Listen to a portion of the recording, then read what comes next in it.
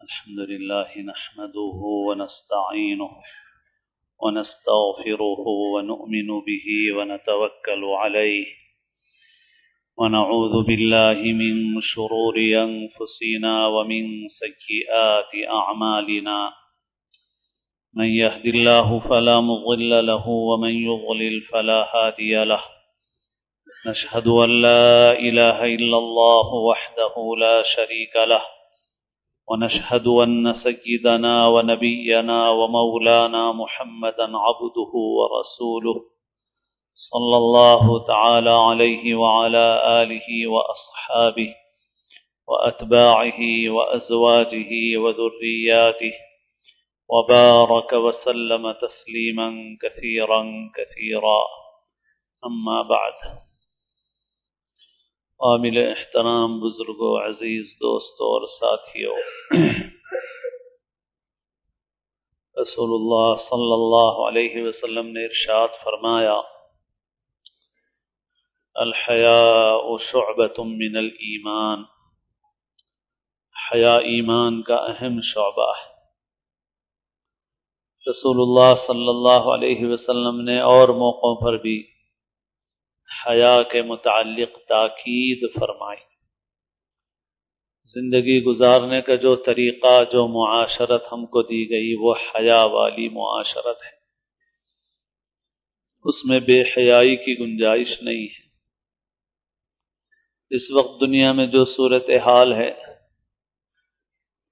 جو فتنے اس وقت دنیا میں عروج پر ہیں، ان میں سے بڑا فتنہ بے حیائی کا ہے۔ کہیں پر ایمان اور عقیدے کے مسائل ہیں، اور ویسے ہر جگہ تقریباً بے حیائی کا مسئلہ ہے۔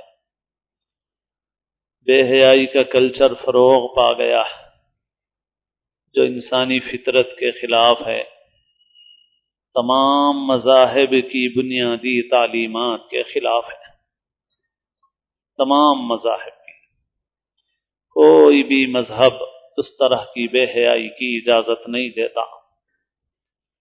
ہمارے ملک میں ہمارے جو غیر مسلم بھائی ہیں، ان کی بعض تنظیمیں مسلمانوں کے تعلق سے منفی رویہ اختیار کرتی ہیں، لیکن بے حیائی کی بعض چیزوں کی وہ مخالفت کرتی ہیں، اور ہم اس معاملے میں ان کی تائید کرتے ہیں، ہم ان کے ساتھ ہیں، کیونکہ ہر اچھی چیز میں ساتھ دینا یہ ہمارے دین کی تعلیم ہے۔ رسول اللہ صلی اللہ علیہ وسلم نے مکی زندگی میں حلف الفضول میں شرکت فرمائی۔ مظلوم کو ظلم سے بچایا جائے، اس کے لیے ایک معاہدہ ہوا، ایک گروپ بنا جو ظالم کو روکے، مظلوم کا ساتھ دے۔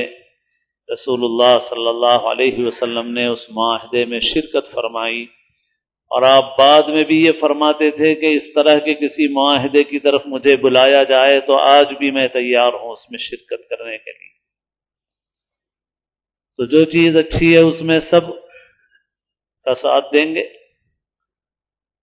اس مہینے میں جو ایک دن منایا جاتا ہے، اس کی مخالفت ہماری وہ تنظیمیں بھی کرتی ہیں جو غیر مسلم بھائیوں کی، جو کسی وجہ سے ہماری مخالفت اور دشمنی کرتی ہیں، مگر اس دن کی جو بے حیائی والا دن ہے اس کی مخالفت کرتی ہیں۔ اس مخالفت کے معاملے میں ہم ان کے ساتھ ہیں، اور وہ مخالفت اسی لیے کرتے ہیں کہ خود ان کا مذہب بھی اجازت نہیں دیتا، کوئی مذہب دنیا میں اجازت نہیں دیتا بے حیائی کی۔ لیکن شامت اعمال سے دنیا پر ایسے لوگوں کا غلبہ ہو گیا ہے جو بے حیائی کو پھیلا رہے ہیں، بے حیائی کو فروغ دے رہے ہیں، گندگی کو معاشرے میں پھیلا رہے ہیں، اور یہ فتنہ پوری دنیا میں ہے۔ اس کے اوپر اچھے اچھے لیبل لگا دیے گئے ہیں، اوپر سے خوبصورت پرنیاں چڑھا دی گئی ہیں، مگر اندر ساری گندگی ہے، ساری گندگی۔ ہمارے ملک میں ابھی کچھ فیصلے بھی ایسے آئے کہ جو اسی ماحول کا نتیجہ ہے، اسی فضا کا ایک نتیجہ ہے کہ صاحب ایک شادی شدہ عورت بھی اپنی مرضی کے ساتھ کسی سے جسمانی تعلقات قائم کر لے تو اس پر فرد جرم عائد نہیں کیا جا سکتا۔ بنیاد اس کی یہ ہے کہ ایک انسان کو آزادی دی جائے، تو بھائی آزادی کی ایک حد ہے۔ آزادی کا مطلب یہ نہیں ہے کہ انسان بے لگام ہو جائے، کچھ قیود اور پابندیاں ضروری ہیں، اور وہ قیود اور پابندیاں وہ ہیں جو اس مالک اور پروردگار نے عائد کی ہیں، جس نے ہم کو پیدا کیا ہے، ہمیں وجود بخشا ہے۔ دنیا میں حکومتوں کو اختیار ہے پابندیاں عائد کرنے کا، قانون بنانے کا، ضابطے بنانے کا، تو احکم الحاکمین کو کیا اختیار نہیں ہے کہ وہ اپنے بندوں کے لیے ضابطہ اور قانون مقرر کرے؟ تو بہرحال تمام مذاہب کی تعلیمات کے بالکل برخلاف ایک بے حیائی کا ماحول ہے، ایک بے حیائی کا فتنہ ہے جو پوری دنیا میں عام ہے، اور اس کے مختلف اثرات ظاہر ہوتے ہیں۔ اس مہینے میں منایا جانے والا دن ہو یا کوئی بھی دن ان چیزوں سے خالی نہیں ہے، لیکن غور کرنے کی بات یہ ہے کہ بھئی یہ جو اثرات ظاہر ہوتے ہیں تو ان اثرات پر ہمارا کچھ رد عمل ہوتا ہے، لیکن غور یہ کرنا ہے کہ ان کے اسباب پر ہم زیادہ توجہ کریں۔ چولہے پر دودھ ہے اور نیچے سے آگ تیز جل رہی ہے، دودھ میں ابال آ رہا ہے، تو ہم منہ سے پھونک کر کے اس کو تھوڑی دیر روک سکتے ہیں، پانی کے چھینٹے مار کر کے اس کو کچھ دیر قابو میں رکھ سکتے ہیں، لیکن یہ عمل مستقل نہیں ہو سکتا، اس سے اس کو ابلنے سے بچایا نہیں جا سکتا، ذرا سی چوک ہوگی ابل جائے گا، یا آگ کی تیزی بڑھ جائے گی تو پانی کی چھینٹیں کام نہیں آئیں گی، منہ کی پھونک کام نہیں آئے گی۔ اصل یہ ہے کہ نیچے سے اسٹو بند کر دیجئے، آگ بجھا دیجئے، آگ بند کر دیجئے، آپ ابال خود بخود بند ہو جائے گا۔ جب بے حیائی کے اثرات معاشرے میں ظاہر ہوتے ہیں تو اس کے اوپر ہمیں احساس ہوتا ہے، لیکن جو اسباب ہیں ان اسباب کی طرف ہماری توجہ نہیں ہے۔ ان اسباب میں سے ایک بڑا ذریعہ اس زمانے میں ٹی وی ہے، فلمیں ہیں، سیریل ہیں، ان کے ذریعے سے فروغ دیا جا رہا ہے، احساس ختم کیا جا رہا ہے۔ ایک بات میں عرض کرتا ہوں تو لوگ اسے لطیفہ سمجھ کر ہنستے ہیں، مگر صرف ہنسنے کی چیز نہیں ہے، فکر کرنے، غور کرنے کی چیز ہے کہ کوئی لڑکی اگر چلی جاتی ہے، کوئی ایسی حرکت کرتی ہے تو ماں باپ کو غصہ آتا ہے، ناراض ہوتے ہیں، مارنے مرنے پہ آمادہ ہو جاتے ہیں، مگر غور کرنے کی بات یہ ہے کہ ہم اسے فلمیں دکھا رہے ہیں، سیریل دکھا رہے ہیں، ڈرامے دکھا رہے ہیں، اور ان فلموں میں 6 سال کی عمر سے لے کے 16 سال کی عمر تک یہ دکھایا جا رہا ہے کہ جو کسی کے ساتھ بھاگ کر چلی جائے وہ ذلیل نہیں ہے، بے عزت نہیں ہے، وہ اس فلم کا سب سے معزز کردار ہے، وہ ہیروئن ہے، اور جو بھگا کر لے جائے وہ ذلیل نہیں ہے، وہ چور اچکا نہیں ہے، جو بھگا کر لے جائے وہ اس پوری فلم میں سب سے زیادہ معزز کردار اسی کا ہے، باقی جتنے کیریکٹر ہیں وہ سارے کے سارے سائیڈ میں ہیں، سب سے اصل کردار اسی کا ہے، اور وہ پوری کہانی میں سب سے زیادہ عزت والا ہے، سب سے زیادہ معزز ہے۔ آپ اسے ہنسی کی چیز نہ سمجھیں، آپ ان فلموں کو تفریح کی چیز نہ سمجھیں، یہ بہت بڑی غلطی ہے ہماری کہ ہم ان کو محض تفریح کی چیز سمجھتے ہیں۔ اور یہ تو میں بہت سرسری بات بیان کر رہا ہوں، جو لوگ ان موضوعات پر مطالعہ اور تحقیق رکھتے ہیں آپ ان سے پوچھیں گے تو معلوم ہوگا کہ یہ بہت پلاننگ کے ساتھ اس کے اندر زہر رکھا گیا ہے، بہت خاموش قسم کا بھی ہے، کھلا ہوا بھی ہے، جس کے ذریعے سے پوری انسانی نسل کو خراب کرنے کا پلان ہے، پوری انسانی نسل کو، سارے انسان اخلاق سے عاری ہو جائیں، صرف پیٹ اور خواہشات کے غلام بن جائیں، اور ان شیطانی طاقتوں اور قوتوں کے غلام بن کے رہیں، پوری انسانیت کو برباد کرنے کا ایک منظم منصوبہ اور پلان۔ بعض لوگ سمجھتے ہیں کہ مولویوں کو معلومات نہیں ہے، ارے بھائی جائز چیزوں سے بھی روکتے ہیں، تفریح سے بھی روکتے ہیں، ایسا نہیں ہے، مولوی بھی خوب جانتے ہیں، ان کو پتا ہے کہ کیا ہے کیا نہیں ہے۔ ایک زمانے میں سیریل چلا تھا تو مسلمان بھی بڑے شوق سے دیکھ رہے تھے اس کو، ملا دپیازا، بیربل شاید، پتہ نہیں کیا نام تھا مجھے یاد نہیں، اس میں ایک کردار تھا ملا دپیازے کا. تو مجھے لوگوں نے بتایا کہ اس کی 4 بیویاں ہیں اور وہ ان بیویوں کو ایک مرغی کے ڈبے میں بند کر کے چلا جاتا ہے. تو مسلمان بھی دیکھ کے ہنس رہے تھے، لیکن اس نادان بے خبر مسلمان کو پتہ نہیں ہے کہ اس کے ذریعے سے خاموشی کے ساتھ در پردہ لوگوں کو یہ بتایا جا رہا ہے کہ مسلمان بیویوں کو ایسا رکھتے ہیں، بیویوں کے ساتھ ایسا سلوک کرتے ہیں. حالانکہ یہ جھوٹ ہے. اچھے برے لوگ ہوتے ہیں، فطرت کے اعتبار سے لوگ الگ الگ ہوتے ہیں، لیکن الحمدللہ مجموعی طور پر مسلمانوں کا معاشرہ ایسا ہے کہ یہاں 1 سے زائد بیویاں ہیں تو وہ بھی باعزت ہیں الحمدللہ. مگر ہم سمجھ رہے ہیں تفریح ہے. تفریح نہیں ہے بھائی، آپ کی تصویر بگاڑی جا رہی ہے. منصوبہ بند طریقے سے مسلمانوں کے لباس اور ان کے طور طریقوں کو بدنام کیا جا رہا ہے. تو میرے دوستوں، ہم جب تک اسباب کو بند نہیں کریں گے، ہم معاشرے میں ایسے اثرات کو روک نہیں سکتے. ان اثرات کو روکنا ہے تو ان کے اسباب کے اوپر توجہ کرنا ہے. انہی میں سے ہماری تعلیم گاہیں ہیں. تعلیم جیسی مقدس چیز اب بے حیائی کا ذریعہ بن گئی ہے. مخلوط تعلیم کے ذریعے سے بے حیائی کو فروغ دیا جا رہا ہے. دوسرے تو دوسرے ہیں، خود مسلمانوں کے اندر ایسے لوگ موجود ہیں جو دشمنوں سے زیادہ نقصان دہ ہیں. ایک اسکول جس کا نام بہت مبارک، حضور پاک علیہ الصلاۃ والسلام کی طرف نسبت رکھنے والا نام ہے، مگر مجھے خود وہاں پڑھنے والوں کے سرپرستوں نے بتایا کہ کوئی لڑکا یا کوئی لڑکی دوسرے لڑکے لڑکی کے ساتھ بیٹھنا نہ چاہے ایک اسٹول پر تو باضابطہ اسے اصرار کر کے بٹھایا جاتا ہے، اس کو کھڑا کر کے سزا دی جاتی ہے، اس کو شرمندہ کیا جاتا ہے. کیوں بھائی؟ اس کا تعلیم سے کیا تعلق ہے؟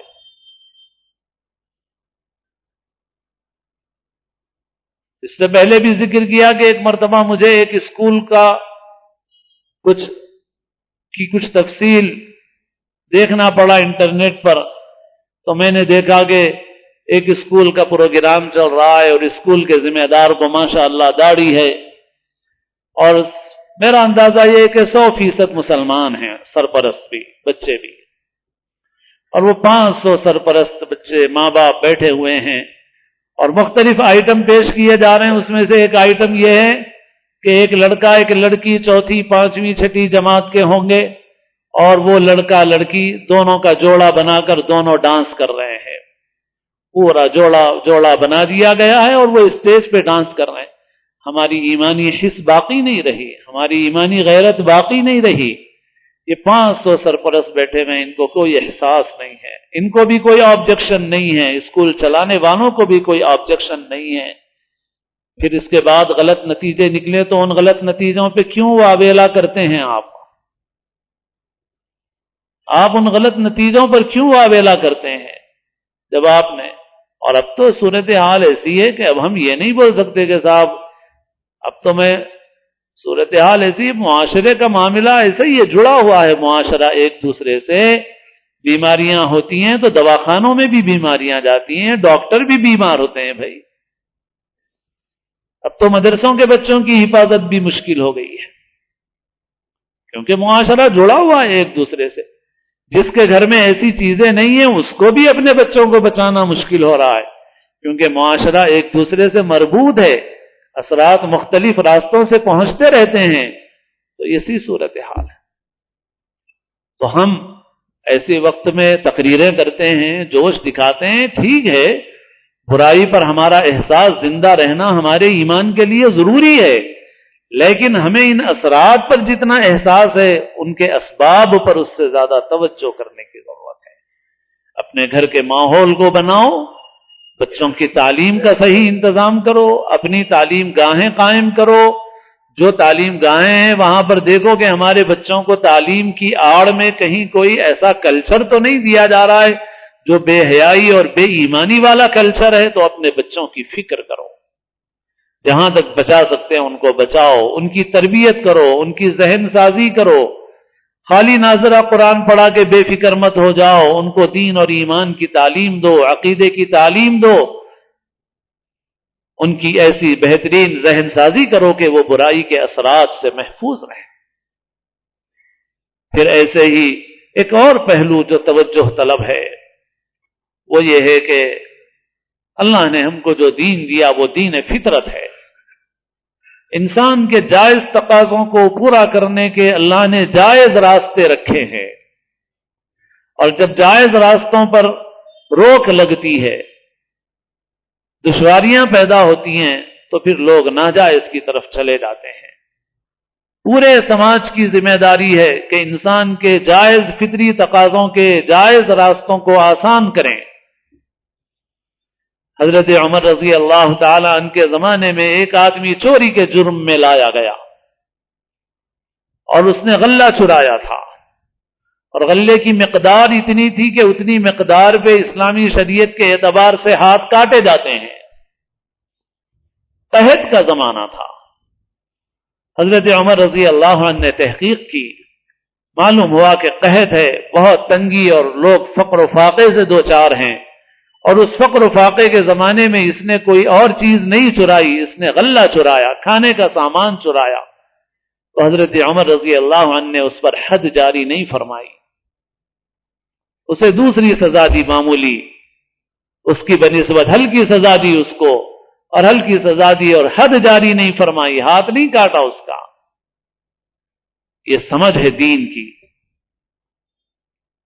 کیونکہ ماحول ایسا ہے، فقر و فاقے سے لوگ دوچار ہیں، کھانے پینے کے لیے ترس رہے ہیں، ایسے وقت میں اس سے غلطی ہو گئی تو اس کا معاملہ عام حالات سے مختلف ہے۔ کھانے کی ضرورت ہو اور کھانا نہ ملے تو لوگ چوری پہ مجبور ہوتے ہیں۔ آج ہم نے جائز راستوں کو دشوار کر دیا۔ اس وقت معاشرے میں ہمارے جو اعداد و شمار ہیں، بعض لوگ جو اس میدان میں کام کر رہے ہیں وہ مستقل پروگرام بھی کر رہے ہیں اور آپ کے سامنے اعداد و شمار بھی پیش کر رہے ہیں جو ہم کو بہت شرمندہ کرنے والے اعداد و شمار ہیں۔ ایک محترم جو اسی لائن میں شادیوں کو آسان بنانے کے سلسلے میں کوشش محنت کر رہے ہیں، تو ان کے ایک پروگرام میں سنا میں نے کہ یہاں کے ایک انگریزی معتبر اخبار میں ایک خبر شائع ہوئی کہ پرانے شہر کی 500 برقع پوش عورتیں روزانہ جسم فروشی میں مبتلا ہوتی ہیں۔ انہوں نے کہا کہ آپ کو بھی سن کے غصہ آئے گا، ہمیں بھی غصہ آیا، اور ہم ایڈیٹر کے پاس پہنچ گئے کہ آپ نے ایسی خبر مسلمانوں کے متعلق کیوں شائع کی۔ تو اس نے اس نامہ نگار کو، مضمون نگار کو بلایا اپنے دفتر سے، تو وہ مسلمان ہی تھا۔ پھر اس نے جو ثبوت پیش کیے، اس نے پیش کیے، یہ ہیں ثبوت اس کے، تو انہوں نے کہا کہ ہم کو خود شرمندہ ہو جانا پڑا۔ اور یہ کیوں مجبور ہوتی ہیں یہ عورتیں؟ اس لیے کہ ان کو اپنی بچیوں کی رسم کرنا ہے، جہیز دینا ہے، جوڑا دینا ہے، نقد رقم دینا ہے، شادی کا کھانا کھلانا ہے۔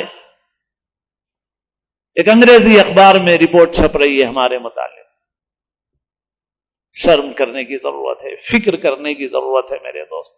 خالی تقریریں فلاں ڈے پہ آپ بڑی دھواں دھار تقریریں کر لیں، کچھ ہونے والا تھوڑی ہے اس سے۔ آپ غم غصے کا اظہار کر لیں، نفرت کا اظہار کر لیں تو علاج تھوڑی ہو جائے گا۔ آپ علاج کی فکر کیجئے، علاج کیسے ہوگا؟ اس وقت سماج کی صورتحال ایسی ہے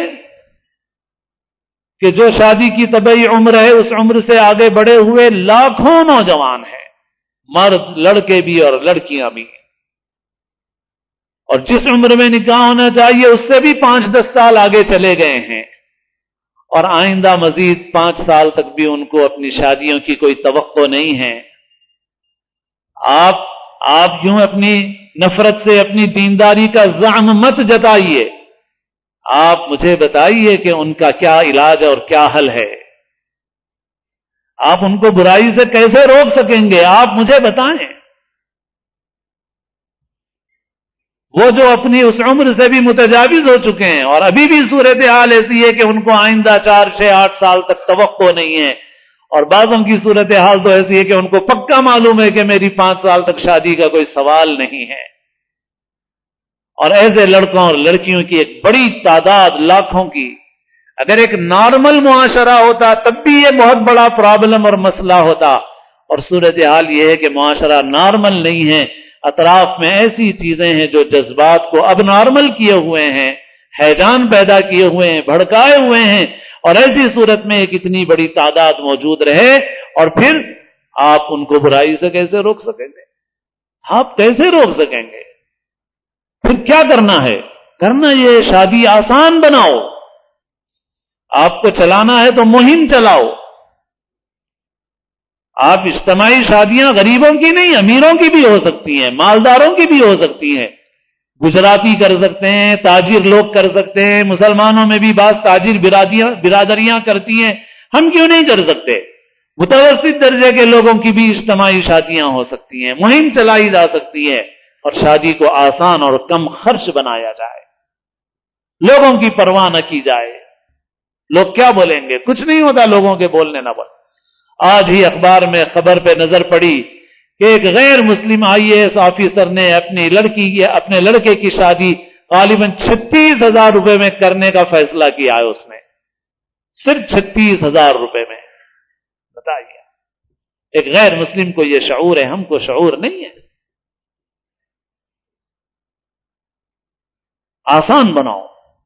بعض وقت سرپرست ناراض ہوتے ہیں، مگر میں کوئی غلو میں نہیں بول رہا ہوں، مبالغے میں نہیں بول رہا ہوں، آپ مجھے معاف فرمائیں، میں یہاں کھڑے ہو کر اپنی ذمہ داری کے احساس کے ساتھ کہہ رہا ہوں کہ وہ بچے جو دفاتر میں کام کر رہے ہیں، جن کو یہ یقین ہے کہ وہ گناہ میں مبتلا ہو جائیں گے، اور ان کے ماں باپ صرف اس وجہ سے شادی نہیں کر رہے ہیں کہ اگر ویسی شادی کریں گے تو ناک کٹ جائے گی، خاندان میں عزت نہیں رہے گی، ارے ایسا کر لیا تو پھر کیا میاں، خاندان میں ہماری ناک کٹ جاتی، منہ دکھانے کے قابل نہیں رہتے ہم لوگ۔